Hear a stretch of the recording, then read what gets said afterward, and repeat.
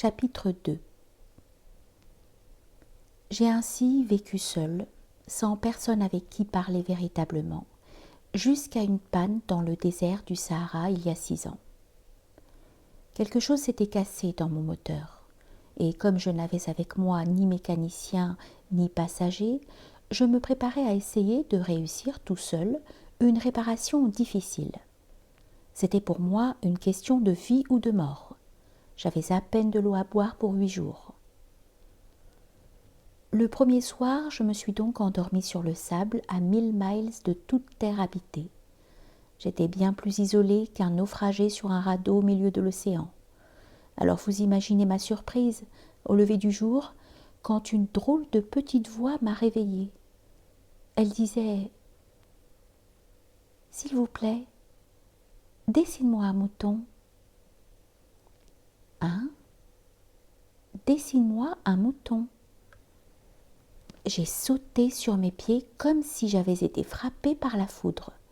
J'ai bien frotté mes yeux, j'ai bien regardé, et j'ai vu un petit bonhomme tout à fait extraordinaire qui me considérait gravement.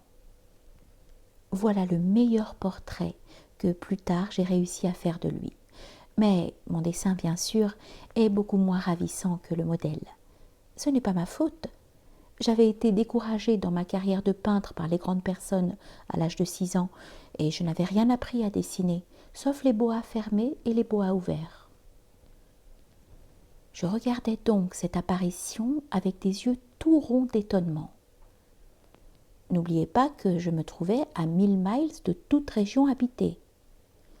Or mon petit bonhomme ne me semblait ni égaré, ni mort de fatigue, ni mort de faim, ni mort de soif, ni mort de peur. Il n'avait en rien l'apparence d'un enfant perdu au milieu du désert, à 1000 miles de toute région habitée. Quand je réussis enfin à parler, je lui dis « Mais qu'est-ce que tu fais là ?»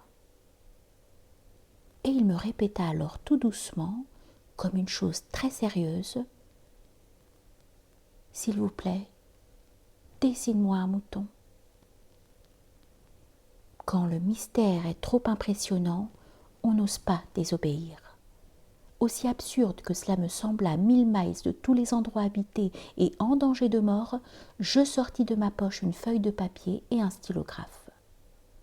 Mais je me rappelai alors que j'avais surtout étudié la géographie, l'histoire, le calcul et la grammaire, et je dis au petit bonhomme, avec un peu de mauvaise humeur, que je ne savais pas dessiner. Il me répondit « Ça ne fait rien, dessine-moi un mouton. » Comme je n'avais jamais dessiné un mouton, je refis pour lui l'un des 2 seuls dessins dont j'étais capable, celui du bois fermé, et je fus stupéfait d'entendre le petit bonhomme me répondre « Non, non, je ne veux pas d'un éléphant dans un bois. Un bois, c'est très dangereux, et un éléphant, c'est très encombrant. Chez moi, c'est tout petit. J'ai besoin d'un mouton. Dessine-moi un mouton. » Alors j'ai dessiné. Il regarda attentivement, puis « Non, celui-là est déjà très malade. Fais-en un autre. » Je dessinai. Mon ami sourit gentiment avec indulgence. « Tu vois bien, ce n'est pas un mouton, c'est un bélier. Il a des cornes. » Je refis donc encore mon dessin, mais il fut refusé comme les précédents. « Celui-là est trop vieux. Je veux un mouton qui vive longtemps. » Alors, faute de patience, comme j'avais hâte de commencer le démontage de mon moteur, je griffonnais ce dessin-ci. Et je lançais « Ça, c'est la caisse. Le mouton que tu veux est dedans. » Mais je fus bien surpris de voir s'illuminer le visage de mon jeune juge. « C'est tout à fait comme ça que je le voulais. Crois-tu qu'il faille beaucoup d'herbe à ce mouton ? » ?»« Pourquoi ? » ?»« Parce que chez moi, c'est tout petit. »« Ça suffira sûrement.